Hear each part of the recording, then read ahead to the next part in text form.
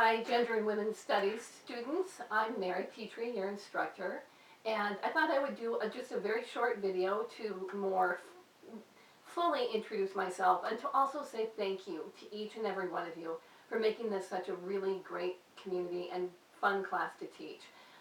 It's sometimes difficult to talk about issues of race, class, gender, and identity because we embody these issues. They're personal. It's not a math theory or some obtuse psychological theory. It's our everyday lives. So I appreciate the grace and decorum with which I see you treating one another.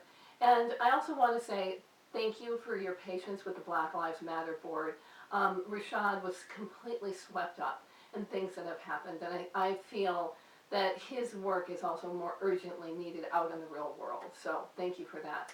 I wanted to do two things today. One, I just want to tell you a little tiny thing from Ta-Nehisi Coates. I've linked a couple of his pieces recently, and I would urge you to read everything you can by this amazing writer and thinker. But one of the things in one of the linked pieces that he discusses that I wanted to share here is how whiteness, the myth of whiteness, he calls white people people who think they're white, which I love. And he talks about how whiteness as a category organizing and defining people didn't used to exist. Think pre pre 1776, or yeah, around that era, between 1776 and maybe the Civil War, just in general, right? So at that time, people were coming to America all over the world. No one was really white. People were, they might have called themselves British, but they were mostly Catholic, Jewish, Mediterranean, Greek. We have people in a multiplicity of identities and categories. Whiteness emerged as a defining and unifying characteristic only through the brutalization and beating of black bodies of Africans brought here to the United States. So in the United States, initially, the Irish were conceived of as black.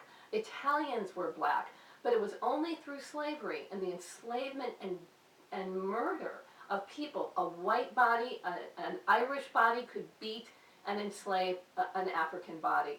An Italian body could beat and enslave an African. A British could beat and enslave an African, etc., and so on.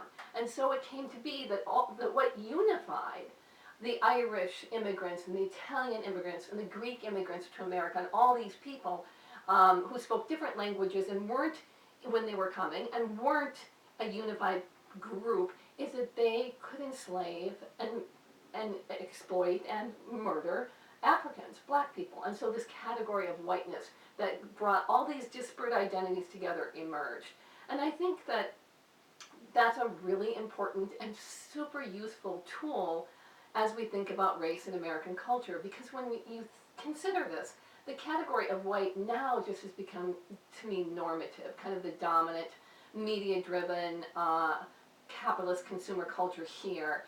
But when we look at a person and say that person is white, what does that mean? Of course, it means all certain kinds of privileges, etc. But think about, what does black mean?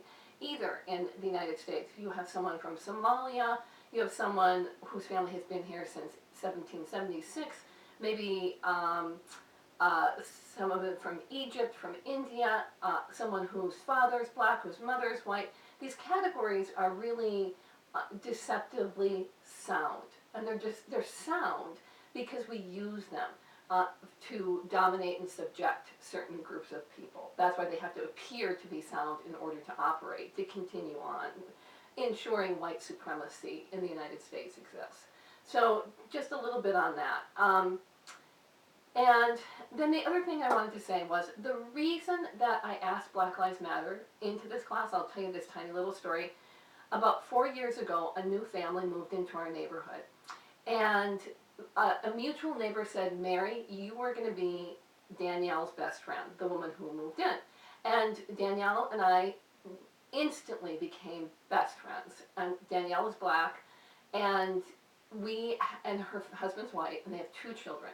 And I would say not 24 hours goes by when we're not in touch, texting, going on a walk. She lives right down the street. We're spending Thanksgiving together, etc. And Jonah, her son, is now 15, and he's super tall. He's got this big, huge afro. And I live on the east side of St. Paul. We live on the east side of St. Paul, which is kind of a, it's in a very diverse neighborhood. And I saw Jonah riding his bike earlier this summer, just free. He was going down a big hill, and his hands were, up on his bike, and he was just riding with no hands, soaring. And he looks like he's like 21 because he's so tall and big. And my heart just broke in a million pieces. And my first thought was, oh my God, they're going to kill him. I felt afraid for him because of his blackness, his maleness, his sense of abandonment. You could see it, his physicality, all these things. And I debated whether I was driving by, and I thought, do I stop him and say, don't do that? And I realized that this is what black and brown mothers go through all the time. And that moment of real pain and worry, and now I worry about Jonah because he is a young black man that I love, made me understand how little I really understood about race in America. So when I felt that moment of love and fear and pain that I can still feel, that's when I knew that as a white person, I could only understand so much. And there is a world, a minute by minute visceral world of racial definitions and microaggressions and macro fears that defines our lives. And so it was on that impulse that I decided, knowing how little I really know, to bring Rashad into the class, to have someone who does know that embodied experience of fear on the street in the world every day. So that's why he was here. Okay, there's my video, and I hope everyone has a good weekend, and I will see you next week.